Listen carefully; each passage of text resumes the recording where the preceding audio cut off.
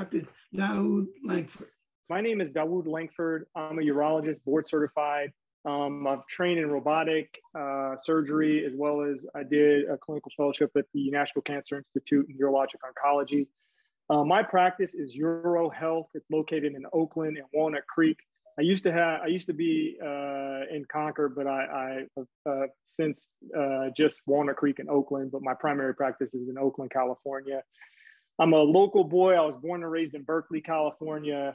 And so I know, and I want to say I really appreciate for the Friends of Frank Staggers having me for this talk. But I know that this is exercise and a talk concerning prostate cancer. And the idea or the goal is to connect the academy with the community. But my goal and my aim is a little bit more larger and specific. You know, as a practicing urologist in the community, my goal is to offer information and tools for patients and the community to use to get the health and the things that they need.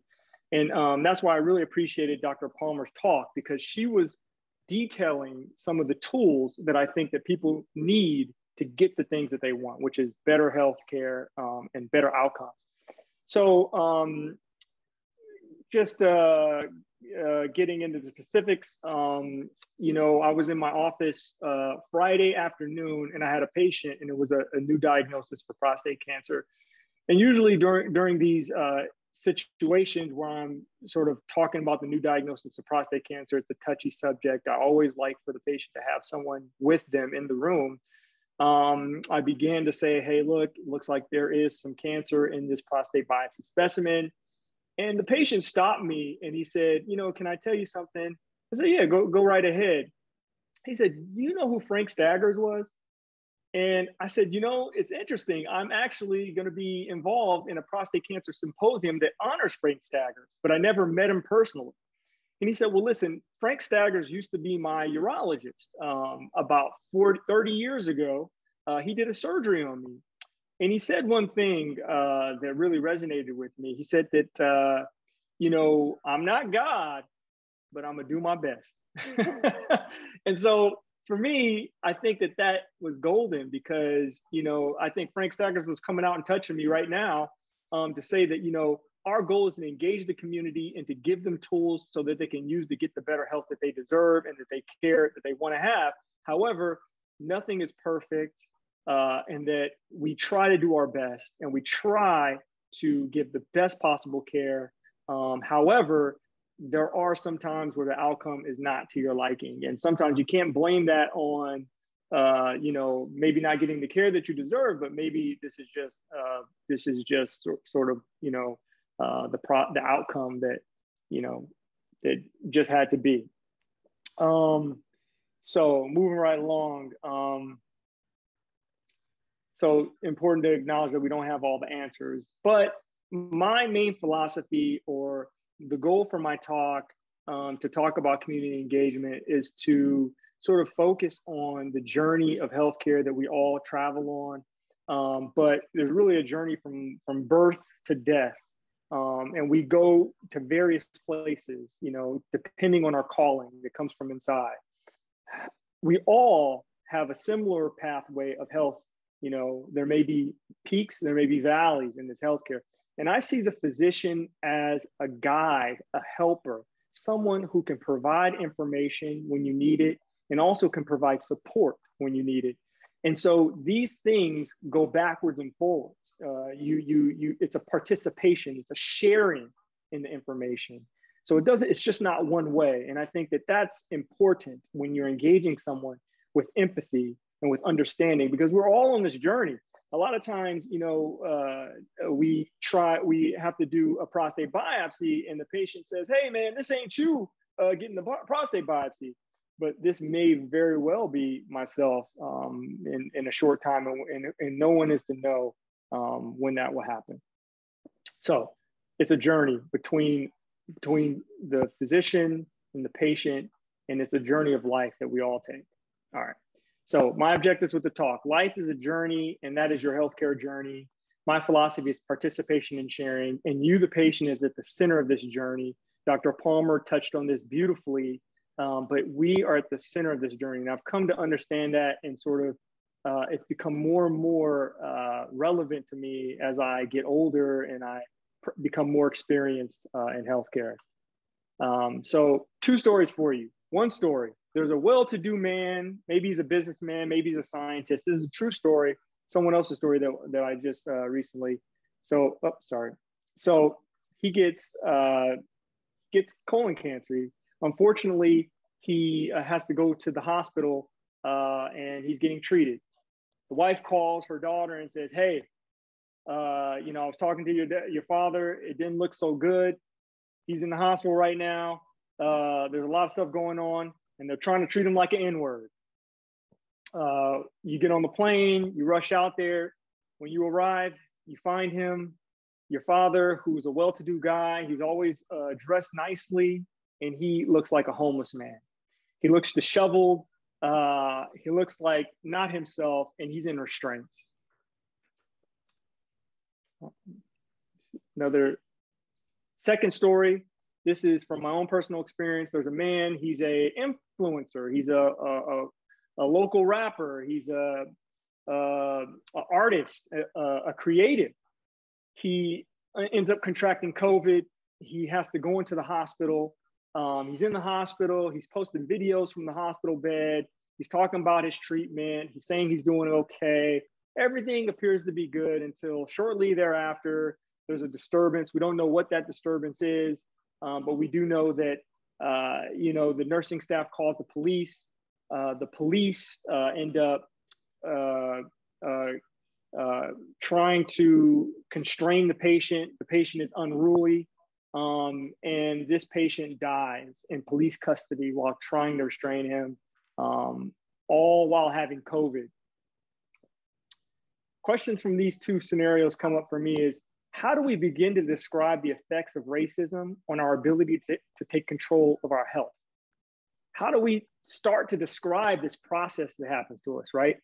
And how do we acknowledge that these issues help to produce poor outcomes? And then last but not least, and I think this is the most important one, is how do we protect ourselves? And that's my goal, is to give you tools, information, techniques to protect yourself.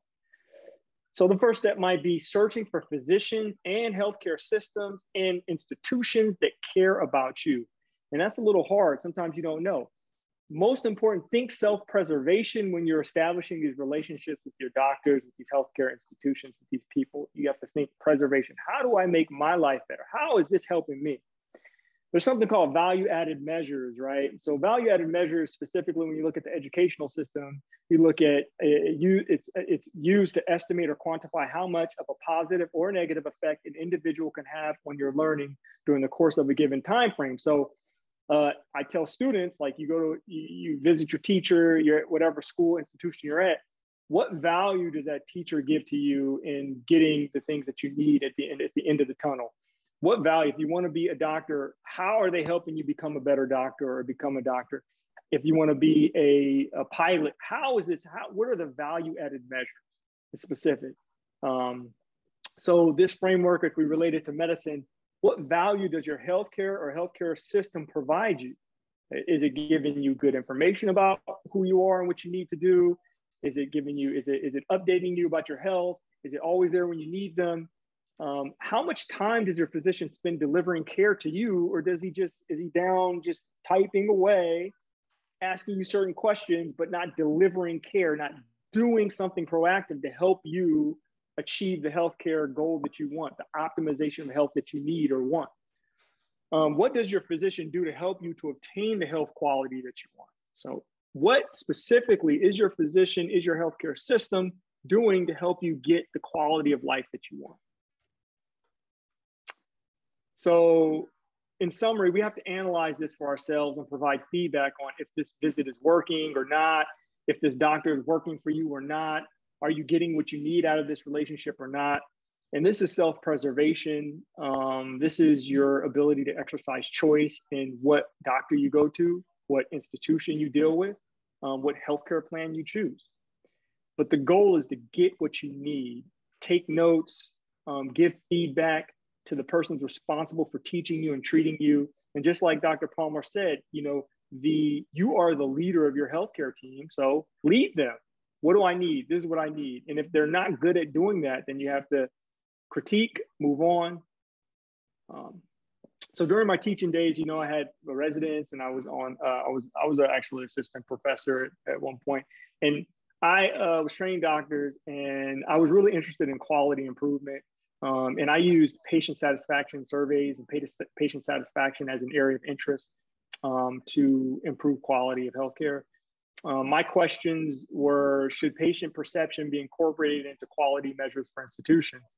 And this is sort of directed at the point when we go through these systems, is our perception valid, of course? And then how do we use that to make the system better or make our care better? How does the perception of what happened when you go see a doctor or you have a surgery affect the outcomes after surgery and after the intervention that was given? So this gentleman, Dr. Donabedian, was sort of one of the forefathers in developing healthcare quality as we know it. And his whole goal was to frame the structure of healthcare and how this framing of the structure of healthcare can affect outcomes. His original article essentially discussed the framing, and basically this is what they came up with. And this is the structure, right? And this is the physical characteristics of the building, the management structure, the culture, the organizational design, you know, and there's a process of diagnosis and treatment once you get into that structure. So we go into these structures of UCSF, Stanford, Harvard, Yale. We have a process that goes on when we're in these structures, and then we have sort of outcomes that come about after we've been processed in these structures. So, and I saw patient satisfaction surveys have gained increasing attention as a meaningful and essential source of information for identifying gaps in developing an effective action plan for quality improvement in healthcare. Now, this one thing is interesting because, you know, patient satisfaction surveys have kind of taken a different route in the sense that we look at Google, we look at health grades, and we see 5 stars, 6 stars. But the purpose of a patient satisfaction survey for Google, Facebook is to use you, get you to use this thing, sort of like how Facebook uses you to have ads and have ads for doctors. Instead of you using it, you using these surveys and these satisfaction surveys to look at the different areas that are lacking so that you can get better outcomes. And so the institutions use these satisfaction surveys to look at where they're falling short, but you should use these surveys to find out where your provider or your institution's falling short. So this is a study, and not to bore you with the details of the study, but at the end of the day, patient evaluation of care is important to provide opportunity for improvements such as strategic framing of health plans, which sometimes exceed patient expectations and benchmarking. But interpersonal skills and communication skills were found to be more important determinants of quality than clinical competency and hospital equipment. So this I just used to say, perhaps maybe sometimes you can have the greatest equipment in the hospital, you can have the world-class staff, you can have the most beautiful hallways, you can have all the new technology, but some of those things aren't helping you get better care. And perhaps maybe there's some hidden qualities that help you obtain better care that we need to look into, that we need to be focused on trying to get when we create these relationships with the institutions and the physicians. So my thoughts, the patient is at the center of all these competencies and everything comes from the patient. This is to say that the systems and knowledge base must all revolve around the patient. So this is a sketch that I did 10 years ago, and these are the outcomes. So if you look at the patient, if the patient's in the middle of a circle and you have infinite radiuses that create certain outcomes, they could be positive outcomes, they could be negative outcomes, but this is sort of the possibilities of our healthcare system. And then in the middle is the patient. This S stands for satisfaction. Are you satisfied? Is your perception satisfied with the care that you're receiving? And that has to do with the process that's going between these outcomes, producing outcomes. There's a structure that's producing these outcomes. And then there's the intervention of the doctor that's producing these outcomes. what Black men need to know, self-advocacy, they need to know the risks. These were detailed in Dr. Washington's talk and as well as Dr. Roach's talk. Know that you can get second opinions, and that's how you identify gaps in what you're getting from who you're talking to, and then you try to get those things, get that information, get those resources that you need from other people or from wherever you can get this information from. And then also the important thing is this is an interaction between you and your physician. This is a sharing in the decision making. This is a sharing in the discussion. And just because someone tells you what to do doesn't mean you have to do it, but also you should be inputting what you want out of the care, what you want out of your life. And this should all culminate together to produce your outcome and also your decision. So patient choice affects outcomes, patient satisfaction affects outcomes, and shared discussions affect outcomes. One caveat I want to say is there is a paradox of choice. There's been a lot of data and people have discussed how too many choices can make you less happy because it makes it more problematic. You know, you're trying to decide, you go get 50 opinions and every opinion says a little something different. And at that point, maybe that can make you less, you could perceive less of satisfaction from the choices you make. But there is a strong correlation between the process of satisfaction, perceived benefits. So if you go and get different choices and you perceive a benefit from that, there is a correlation between the outcome of satisfaction when you perceive a benefit from getting second opinion. So, but just be careful, maybe too many choices can be a problem. And Dunedian's last words, you know, he died of prostate cancer. He was at his deathbed. He said, healthcare is a sacred mission, a moral enterprise, and a scientific enterprise, but not fundamentally a commercial one. We are not selling a product. We don't have a consumer who understands everything and makes rational choices. And I include myself here. Doctors and nurses are stewards of something precious. Ultimately, the secret to quality is love. You have to love your patient, you have to love your profession, and you have to love your God. If you have love, you can then work backwards towards improving the system. And these are some resources for you to check out. Under the Skin, this is a newer book, Linda Villarosa. She talks about sort of these hidden issues of racism in the system. And it's important to understand these things so that we can arm ourselves with the tools to negotiate what we need. The paradox of choice, that talks about some of the issues with choice and maybe doing too much. And so it's important to sort of tailor your choices and make sure that you're focused on your satisfaction. And then this is another book, an older book, Our Malady. It's talking about lessons of liberty in the hospital system and how the hospital system can sometimes, going through that structure and process can sometimes produce poor outcomes. And why does this happen to us? Thank you kindly. Eurohealth is my practice. This is my email, TikTok, Instagram, Twitter. Appreciate it.